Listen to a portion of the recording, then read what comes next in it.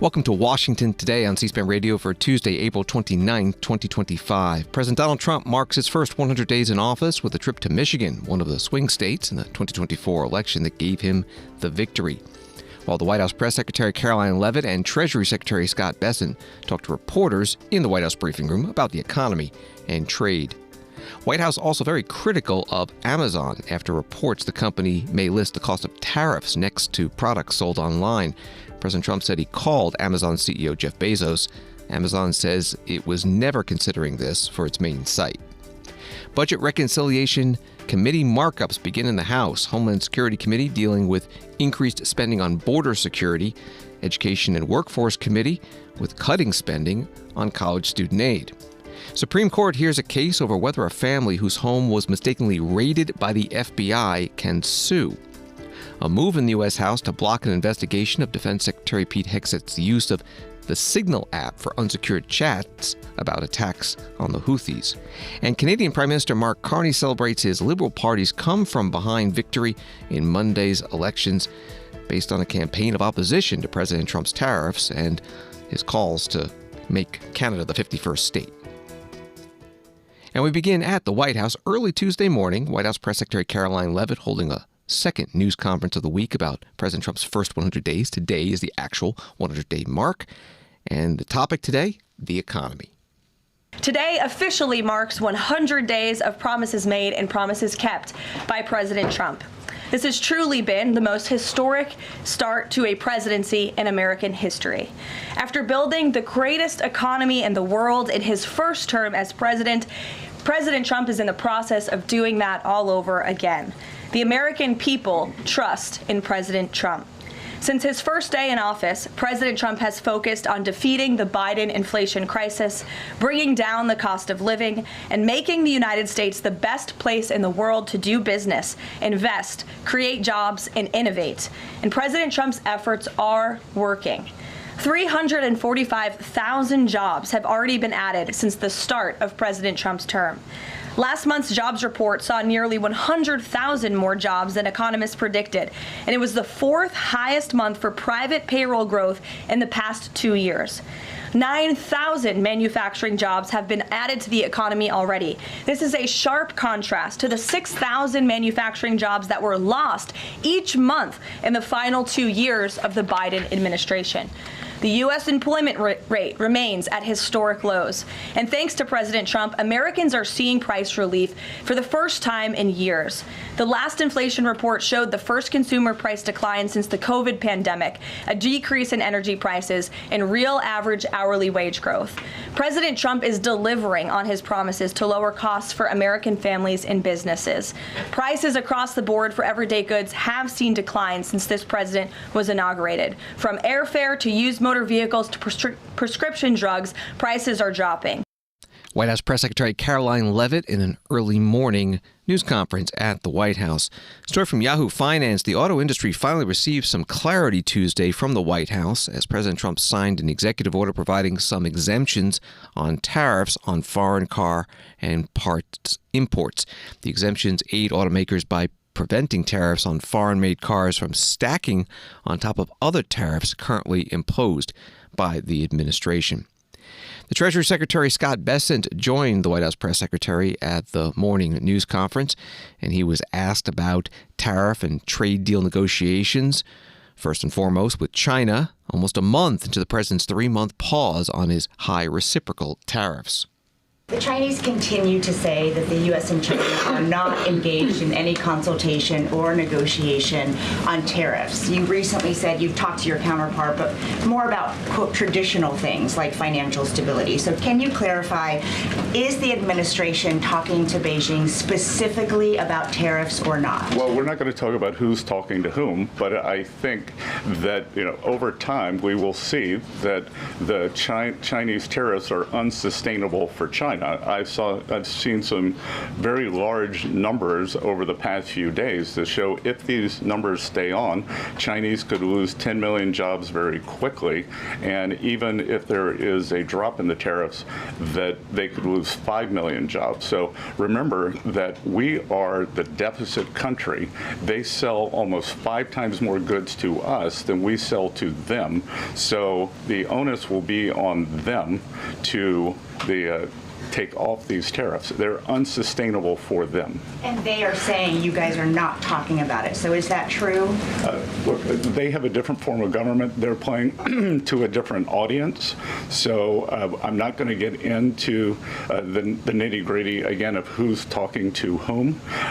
But as I said, I believe for the Chinese, these tariffs are unsustainable. And very quickly, 2 days ago, you said you didn't know if President Trump had spoken to Xi Jinping. Do you know now? Again, I would say Karoline and I have a lot of jobs around the White House. Running the switchboard isn't one of them. Bloomberg, go ahead. Secretary Bessent, thank you so much for being here this morning. You've talked about the importance of giving investors certainty when it comes to the market, yet the Trump administration is continuing to negotiate several complex trade deals in a very sort of compressed time frame. When do you expect you'll be able to give the market some certainty around those deals? Do you have a deadline? Is it the 90-day pause? What are we looking at here? Good question. And I think one thing that has been a little disconcerting for the markets is, President Trump creates what I would call strategic uncertainty in the negotiations. So he is more concerned about getting the best possible trade deals for the American people. We had 4 years of bad deals for decades of unfair trading, and we are going to unwind those and make them fair. What we are doing is we've created a process. I think the aperture of uncertainty will be narrowing, and as we start moving forward announcing deals, then there will be certainty. But certainty is not necessarily a good thing in negotiating. Mr. Secretary, last night there were reports on the administration sort of walking back a little bit on the auto tariffs. Can you sort of just elaborate on that decision there and what we can expect going forward, and why sort of the shift in those auto tariffs? Well, President Trump has had meetings with both domestic and foreign auto producers, and he's committed to bringing back auto production to the U.S. So we want to give the automakers a path to do that quickly, efficiently, and create as many jobs as possible. The Treasury Secretary Scott Bessent in the White House briefing room with reporters this morning. On China, the U.S. Senate today confirmed former Georgia Republican Senator David Perdue to be U.S. ambassador to China. The vote was 67 to 29. 15 Democrats and independent Angus King of Maine joining Republicans in voting yes. On tariffs, a story from CNBC, Commerce Secretary Howard Lutnick on Tuesday teased that the Trump administration has reached its first trade deal, but said it was not fully finalized and declined to name the country involved. He told CNBC, "I have a deal done, but I need to wait for their prime minister and their parliament to give its approval, which I expect shortly." Lutnick did not say that he was dealing directly with China, saying that those negotiations were in the portfolio of Treasury Secretary Scott Bessent. "My portfolio is the rest of the world trade deals," Lutnick said. From CNN, the White House took aggressive aim at Amazon, with President Donald Trump putting in a call to Amazon founder Jeff Bezos Tuesday morning after the company considered displaying the added cost of tariffs on certain items. Punchbowl News first reported that Amazon will soon display how much of an item's cost is derived from tariffs right next to the product's total listed price. The move could directly illustrate to American consumers how Trump's tariffs are affecting the cost of goods. That was from CNN. This came up at the White House briefing. You'll hear the answer from the press secretary, Karoline Leavitt. So it was reported this morning that Amazon will soon display a little number next to the price of each product that shows how much the Trump tariffs are adding to the cost of each product. So isn't that a perfect, crystal clear demonstration that it's the American consumer and not China who is going to have to pay for these policies? I will take this since I just got off the phone with the president about Amazon's announcement. This is a hostile and political act by Amazon. Why didn't Amazon do this when the Biden administration hiked inflation to the highest level in 40 years?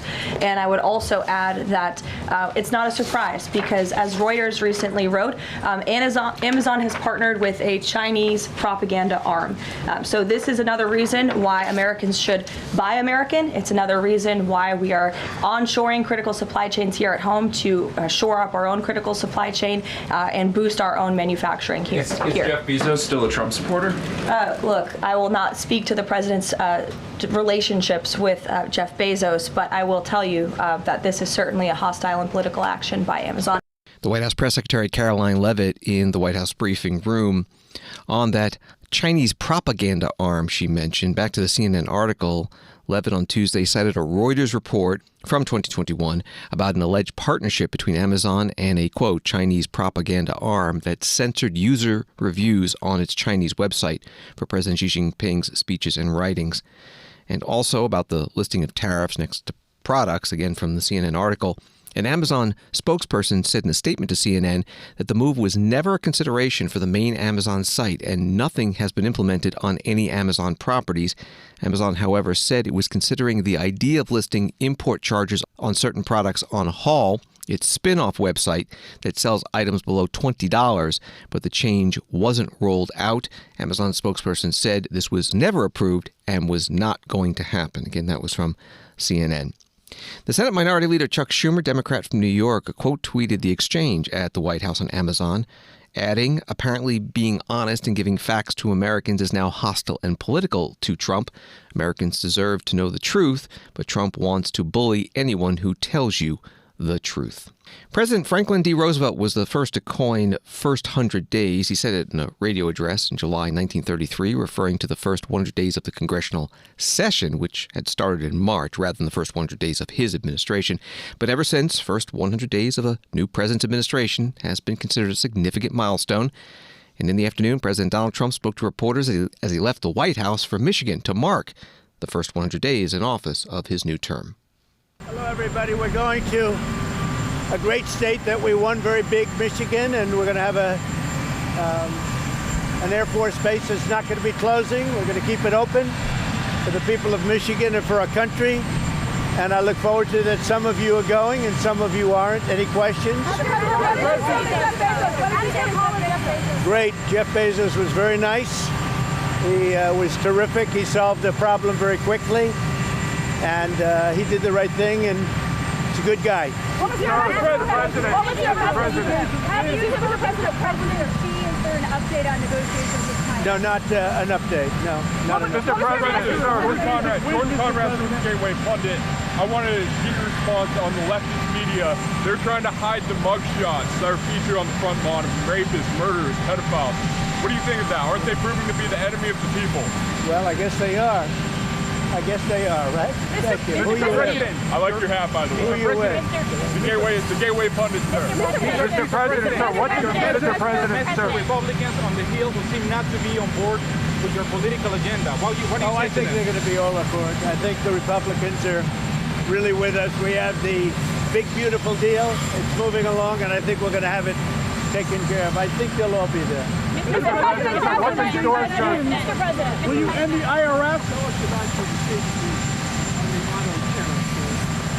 We just wanted to help them during this little transition, short term. And during this little, if they can't get parts, it has to do with a very small percentage.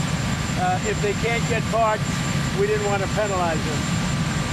And they have a 1-year period and then they have an extra year. But it's for a very, very small part of the car. Basically, they're paying 25%. Mr. President, sir, what's in store for your next 100 days, sir? What did you say exactly? And what's your message for all retailers who could do possibly the same thing?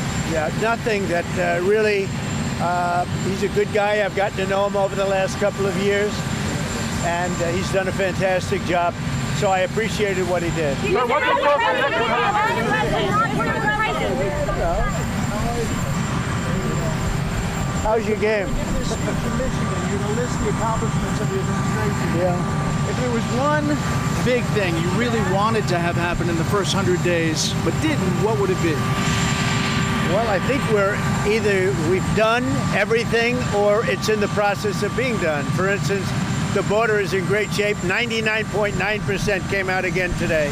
99.9. That, I would say, that was my number one thing.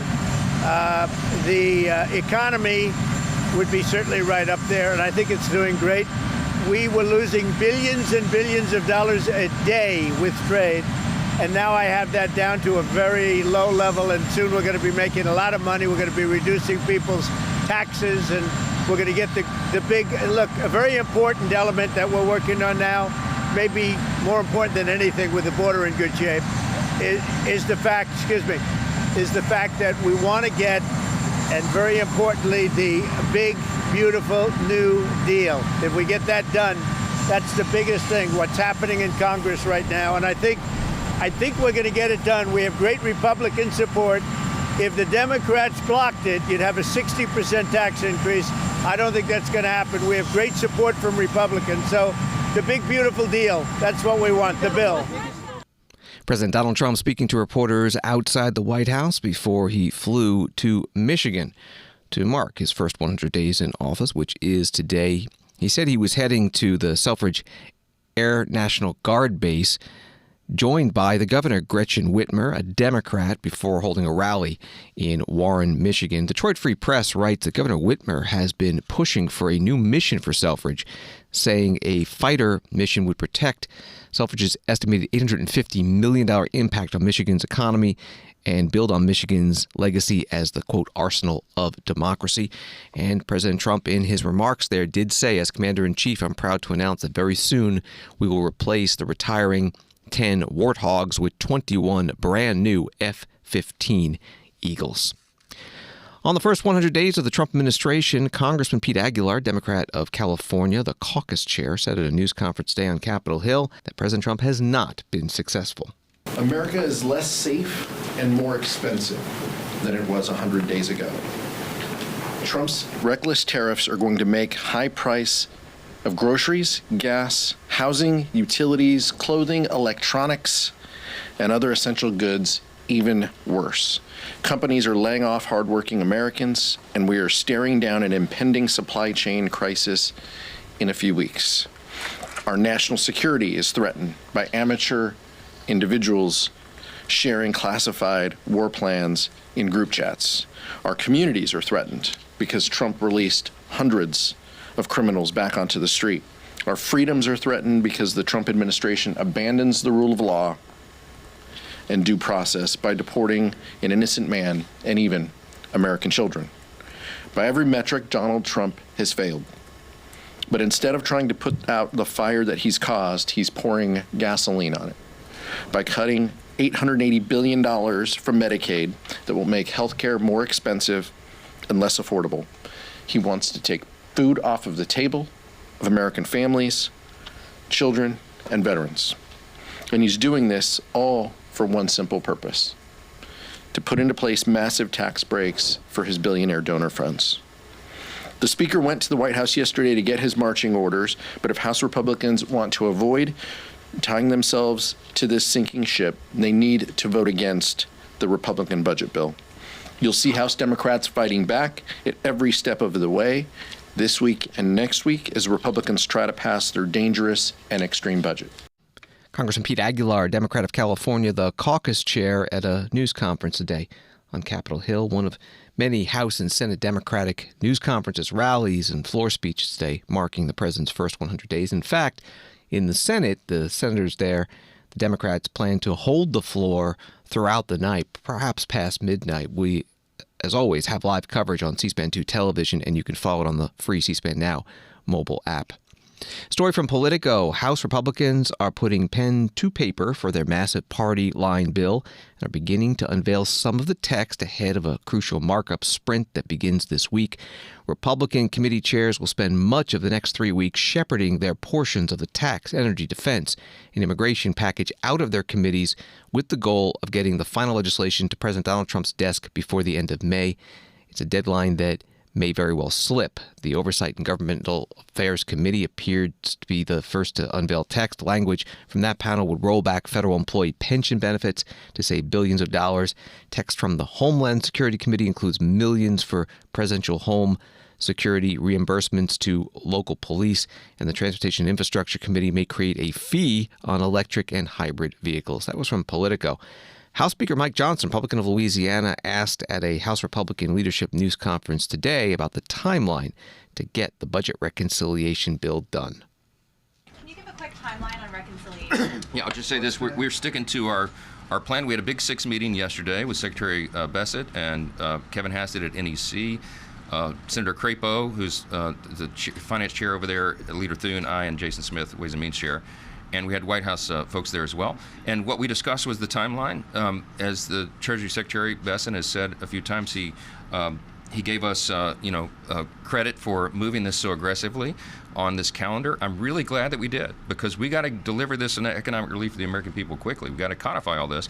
We are on track to pass the bill out of the House, as we've said from the very beginning, and get it over to the next stage by Memorial Day. Now, I don't know how long the Senate's going to take to do their piece, but I was very encouraged after the meeting yesterday, frankly. Leader Thune and Senator Crapo are on point. The Senate Republicans have been working very hard together. We got almost a year head start on them on this process, so that explains the sequence of events. But we're going to get it done by Memorial Day. Senate over there, they take a few weeks to work through that. We merge this together, we get it to the president's desk quickly for signature. The Secretary Bessent said yesterday, a big celebration by July 4th. I hope it happens much sooner than that. And we're going to keep pressing aggressively in the House to make sure that happens. Thank you. And a debt limit included in that? Yes. House Speaker Mike Johnson, Republican of Louisiana, at a news conference today. A few more Politico articles about getting enough House Republicans to support the budget reconciliation package in order to pass it, assuming no Democrats in the House will vote yes. House Republicans discussed a new controversial proposal to cut federal spending for Medicaid in a closed-door meeting late Monday night, as lawmakers even beyond the moderate bloc are warning GOP leaders they will not swallow another alternative. According to 4 Republicans who were present for the meeting of GOP members of Energy and Commerce convened to finalize the panel's portion of the party's mega bill, lawmakers discussed at length a new version of a plan to place so-called per capita caps on Medicaid funding to certain beneficiaries in states that have expanded the program under the Affordable Care Act. And in a separate political story, a group of blue state Republicans seeking an increase to the state and local tax deduction, or SALT, will meet with Speaker Mike Johnson Wednesday afternoon, according to 2 Republicans with direct knowledge of the matter. It's a high-stakes meeting as the rest of the GOP conference tries to limit cost of the expensive increase as part of their massive package to enact President Donald Trump's domestic policy agenda. Again, that was all from Politico. The House Homeland Security Committee held a markup today on its portion of budget reconciliation, $69 billion for border security and other items. That's increased spending. Congressman Mark Green, Republican of Tennessee, is the chair. It's critical that the Republican majority do what the people elected us to do, approve funds for effective border security and enforcement measures. And that's what these recommendations do. First, they empower us to finish construction of new, strategically placed border barrier system. This system includes not just the steel and concrete bollards, but a full suite of technology and infrastructure such as lights, sensors, cameras, and access to roads, giving agents the tools they need to secure the border and do their job safely and effectively. Today, you'll no doubt hear our friends on the other side of the dais who have never served as a Border Patrol agent criticize the wall. Yet, according to a survey by the National Border Patrol Council, 89% of agents believe a wall system, quote, a wall system is strategic locations is necessary to securing the border, end quote. Former San Diego Sector Chief Patrol Agent Aaron Heike told our committee that the border wall system, quote, slows down the people as they come across, and so we have more time to respond and actually make an apprehension, end quote. Who do you trust? Politicians opining from air-conditioned offices or the men and women on the ground? We're also spending money on new Border Patrol checkpoints and facilities. Several chief border agents told us in 23 how important these checkpoints are as they help agents intercept drugs that make it across the border. Under Biden-Harris, some of these were shut down as agents were pulled away from their jobs. Under President Trump, not only will these increases and funds put more agents back on the line, but we're going to increase their ability to catch these drugs. We're also investing in hiring more Border Patrol agents, customs officers, and air and marine agents. Right now, the CBP force is not the size it needs to be. Republicans have heard their concerns and are stepping up to change that. We're also investing in cutting-edge technology to help agents and officers interdict illicit drugs like fentanyl being smuggled through ports of entry. We're modernizing and enhancing our border security and surveillance technologies. Technologies such as drones and surveillance towers are used as a force multiplier, giving Border Patrol agents greater visibility, faster response times, and enhanced coverage across vast, hard-to-patrol areas of the southwest border. This bill will invest in Operation Stone Garden, a grant program designed to help states and local communities enhance their own border security. And while the Biden-Harris administration spent your money bailing out sanctuary cities and states that help them execute their open border scheme, Republicans are going to ensure that those states who spent the past 4 years trying to mitigate the crisis obtain some financial relief. Congressman Mark Green, Republican of Tennessee, chairs the Homeland Security Committee at today's markup of their portion of budget reconciliation. Congressman Troy Carter, Democrat from Louisiana, opposed the proposals from the Republican Party. Congressional Republicans have utterly failed in their most basic oversight duties.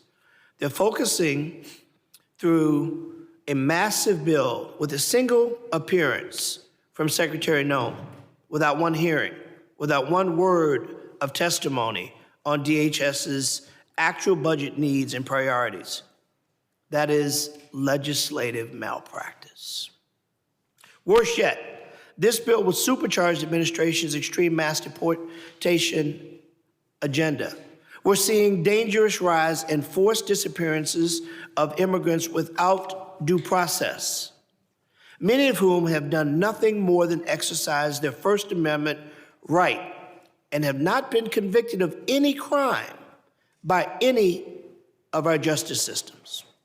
Speaking out in this country should never be a deportable offense, even if we don't like what we hear. We're not obligated to agree with or like what we hear to be protected by free speech. It's un-American and it's unconstitutional. Just last week, I had the opportunity to visit several individuals detained by ICE in 2 facilities in Louisiana. People whose only crime was daring to speak out against what they felt were injustices. I met with Mahmoud Khalil, a lawful permanent resident and Colombian grad student detained after peaceful pro-Palestinian advocacy, someone who has said publicly that he is against terrorism, against Hamas, merely concerned about his homeland and the devastation happening in Gaza. As he sat in jail, the government denied his request to attend his son's recent birth. His story is heartbreaking, but now no longer unique. Mahmoud exercised his First Amendment rights to criticize the government. For that, he now sits behind bars facing deportation. Congressman Troy Carter, Democrat from Louisiana, at today's Homeland Security Committee markup of that committee's part of budget reconciliation. They eventually did pass it after an all-day session.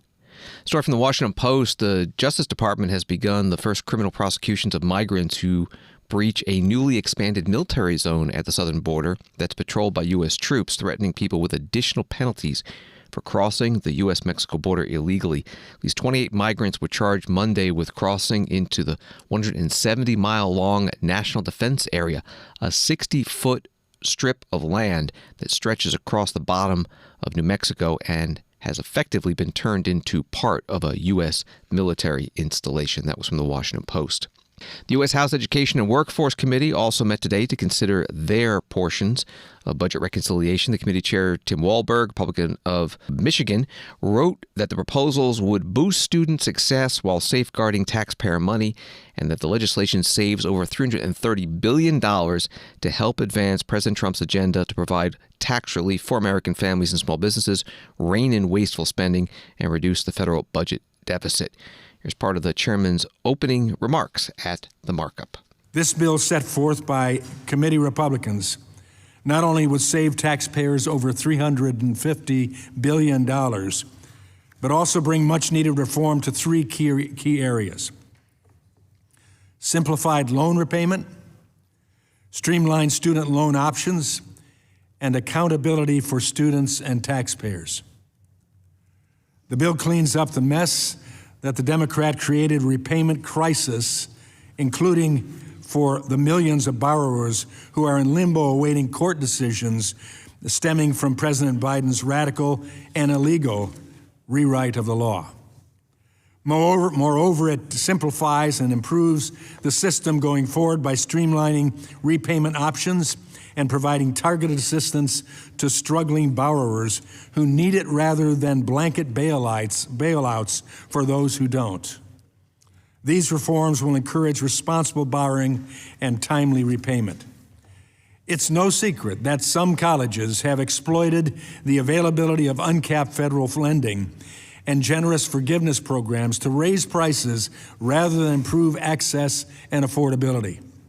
Streamlining loan options as done in this bill will increase affordability for students and families, as well as curtail the extent to which schools use taxpayer dollars to line their pocketbooks by loading students up with debt they can't repay.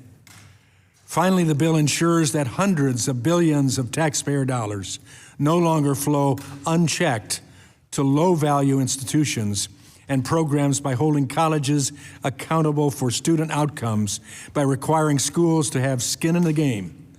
The carrot and stick approach taken in this bill will hold colleges financially accountable for the loans they give out and reward those institutions who go above and beyond to provide high-quality, affordable, and accessible education opportunities. Congressman Tim Walberg, Republican from Michigan, chair of the Education and Workforce Committee, at today's markup. The ranking Democrat on the committee is Bobby Scott of Virginia. This current reconciliation plan would increase costs for colleges and students. It will limit students' access to quality programs, which would then reduce their likelihood of finding a rewarding or successful career, and then take the so-called savings to pay for more tax cuts to the wealthy and the well-connected. So let me first start with the misleading idea that this bill reduces costs. I mean, there's certainly no incentive for colleges, the way the bill is constructed. If you're below the median cost, there's actually an incentive to increase your costs. Most of the provisions targeted towards reducing federal student aid exacerbate college affordability crisis by limiting the students' access to Pell Grant and federal loans, and then pushing them to the only thing that may be left if they want to go to college, and that is predatory private loans. Put bluntly, the Republican plan will limit how much money middle and low-income students can borrow from the federal government. As a result, limiting the federal student aid that students can receive means that millions of students will not be able to access federal assistance that they need to complete their degrees. Moreover, this bill would force student borrowers into unaffordable repayment plans. Rather than streamlining the path to repayment, this bill would require students to pay more and be in repayment longer. For example, a single borrower making $45,000 a year, the payment would nearly triple. Under the SAVE Act, which was Biden's final plan, the borrower would have been paying $41 a month. Now, under this Republican plan, income-driven repayment plan, they would pay $150 a month. And also, instead of paying off their loans in as little as 10 years, they would not be eligible for any loan forgiveness for 30 years. Congressman Bobby Scott, Democrat from Virginia, ranking member on the Education and Workforce Committee at today's markup, as this committee and other House committees continue working on their parts of the large budget reconciliation bill. It's an article from The Hill. House Republicans have released legislation that would increase Pentagon spending by $150 billion, pushing the total defense budget in fiscal year 2025 to more than $1 trillion if passed. That would be the first time in U.S. history over that mark. That from The Hill. Wall Street today, the Dow up 300, NASDAQ up 95, and S&P up 32. Washington Today continues in a moment. The weekly podcast is a unique offering from C-SPAN. We record it right here in the C-SPAN radio studios in beautiful downtown Capitol Hill. In a town where extremes get so much attention, this isn't more extreme opinion, it's extreme history, connecting the old with the new. Hear what's happening right now against the backdrop of the history you know. So listen, follow, and enjoy the C-SPAN radio podcast, The Weekly. And have friends and family who love political history and even love C-SPAN's coverage of politics? Tell them about it too. Find C-SPAN's The Weekly wherever you get podcasts.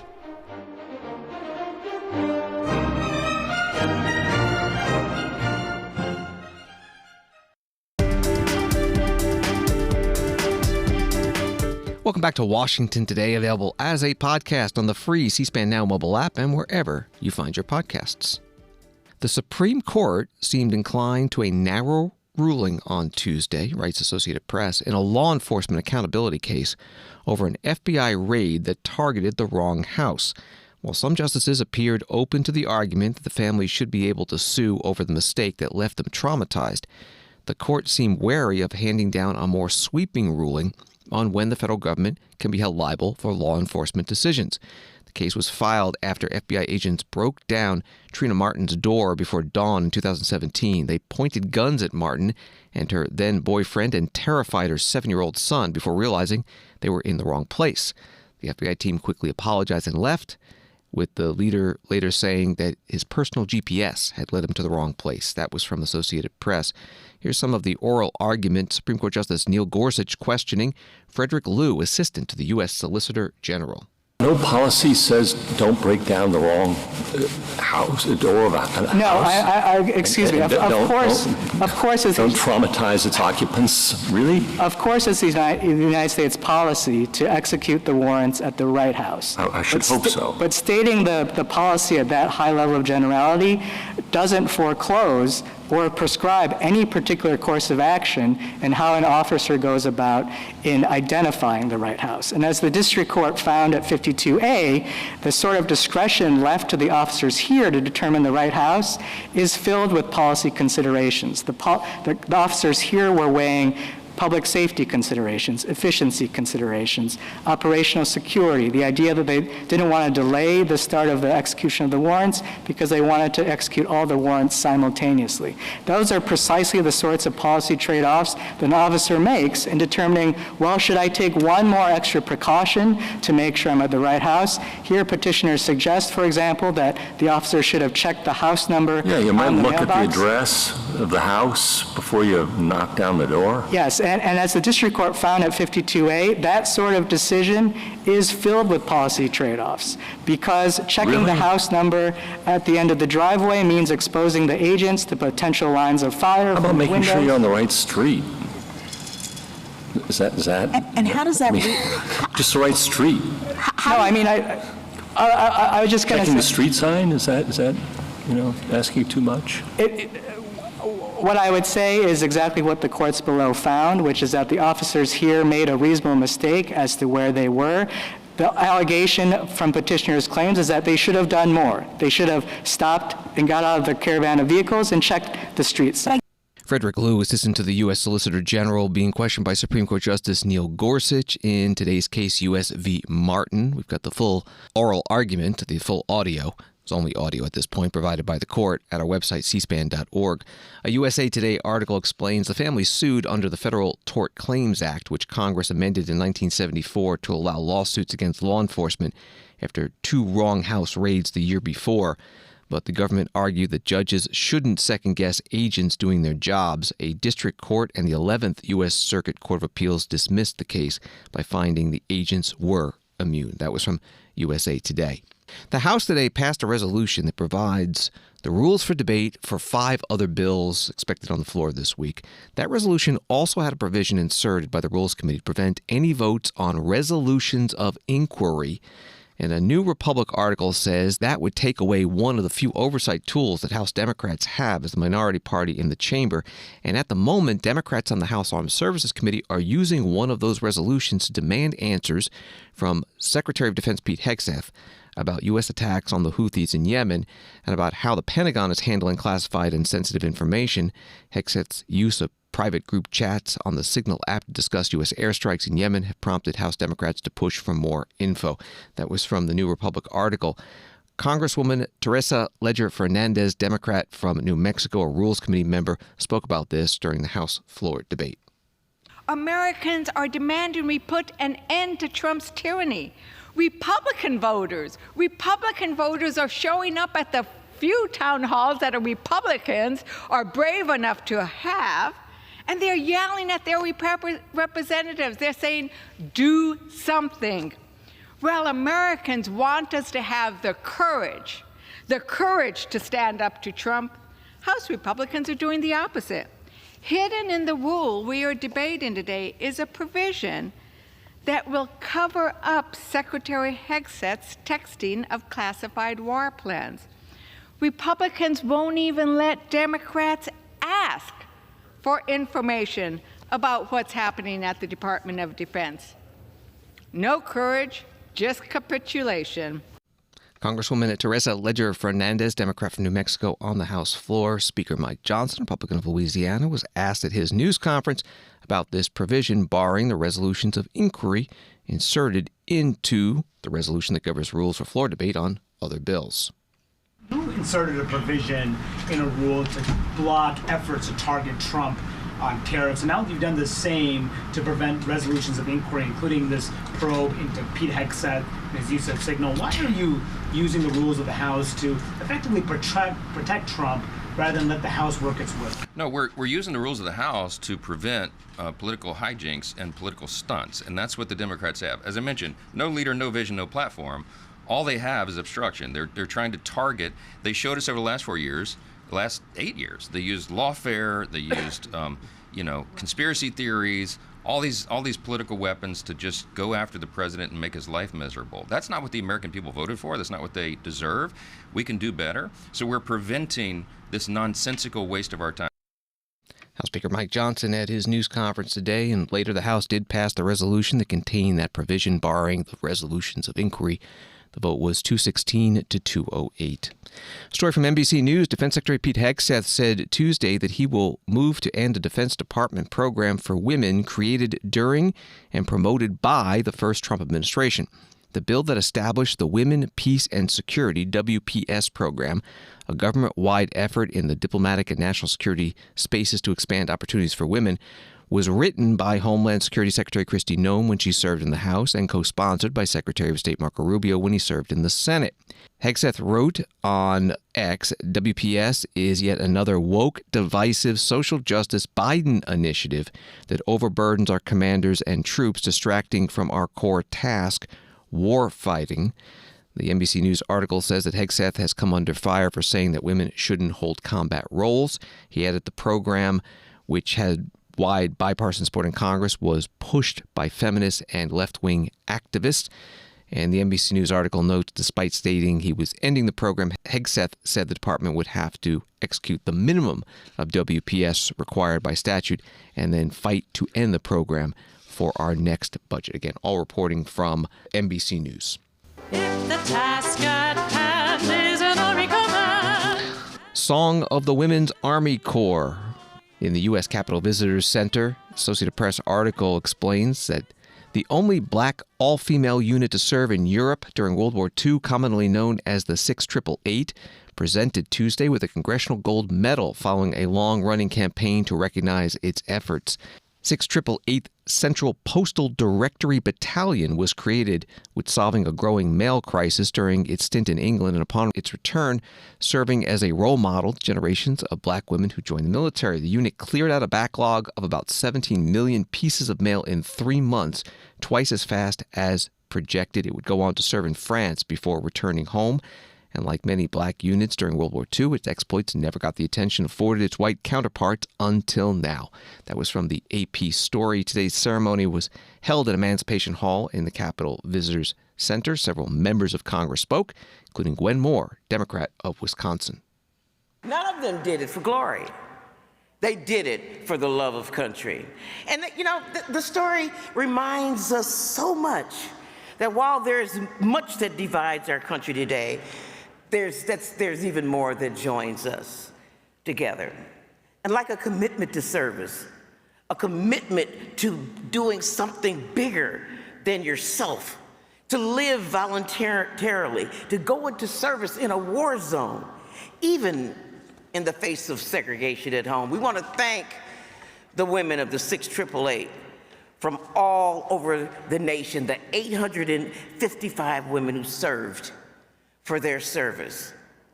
They're women like my constituent who is still alive, a young 101 years old, Private Anna Mae Robertson of Milwaukee, Wisconsin.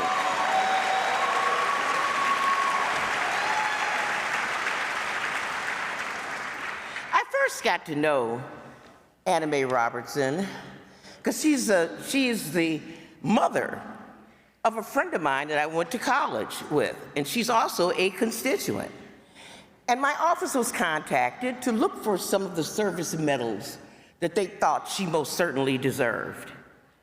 And as I got these service medals, I realized what a tremendous, remarkable, and unknown story the 6888 was. And that history lived right there in Milwaukee, Wisconsin.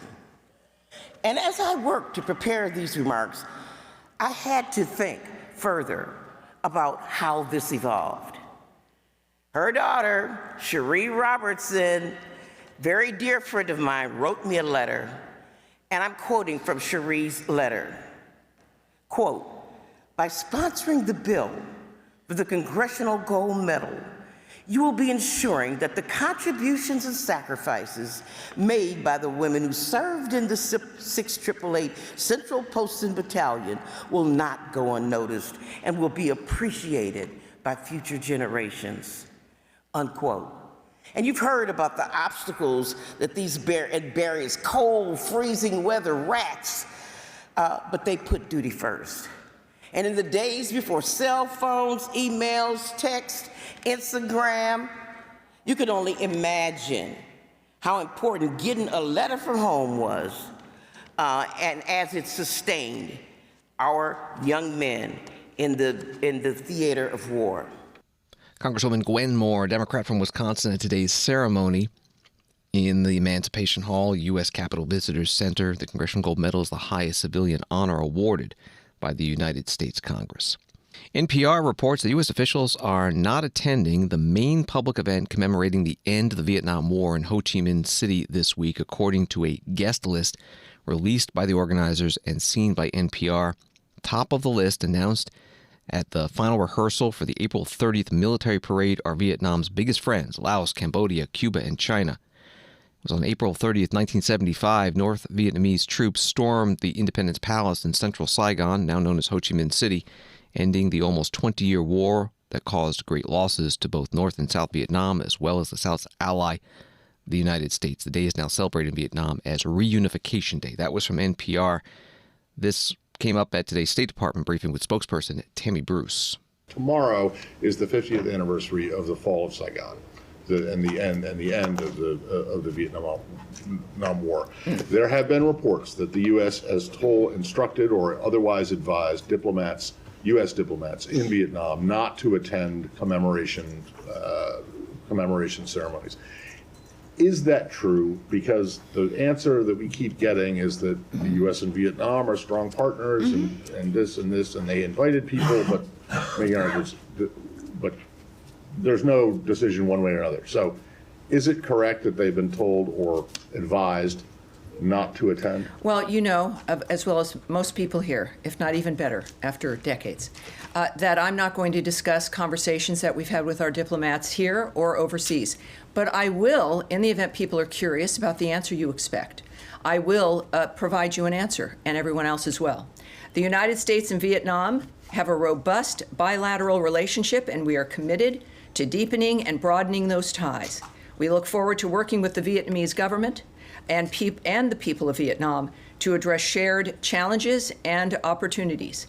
And considering, again, half a century ago, when that ended, We now, of course, have a generation, my generation, that it is amazing to be able to say that, to have this relationship with Vietnam as a good relationship and one that is bilateral and robust. So that is a very good example of what can happen over the time of about 50 years. Okay. Did you have a second question? Well, yeah, but just on this, I mean, so sure. Are U.S. diplomats going to be participating in these? You know, I'm not going to answer that question. I'm not going to discuss what has been suggested or not suggested or communications with our allies and or our diplomats in foreign countries. Tammy Bruce is the State Department spokeswoman being questioned by Associated Press reporter Matt Lee at today's briefing in Washington. Story from BBC. Canadian Prime Minister Mark Carney has said his country deserves respect from the U.S. and will only enter trade and security talks with President Donald Trump on our terms. Speaking exclusively to the BBC as the polls were closing, Carney said he would only visit Washington when there was a serious discussion to be had that respected Canada's sovereignty. Carney and Trump have since spoken and agreed to meet in the near future, according to the Canadian Prime Minister's office. The statement reads, the leaders agreed on the importance of Canada and the U.S. working together as independent sovereign nations. Trump was also said to congratulate Carney on the election. Since Trump's re-election to the White House, the U.S. president has repeatedly mentioned making Canada the 51st state of America. And earlier on Tuesday, this was reiterated by the White House. That was from BBC News. Here is the Canadian Prime Minister Mark Carney, head of the Liberal Party, celebrating in Ottawa Monday night. As I've been warning for months, America wants our land, our resources, our water, our country. Never. But these are not idle threats. President Trump is trying to break us so that America can own us. That will never, ever happen.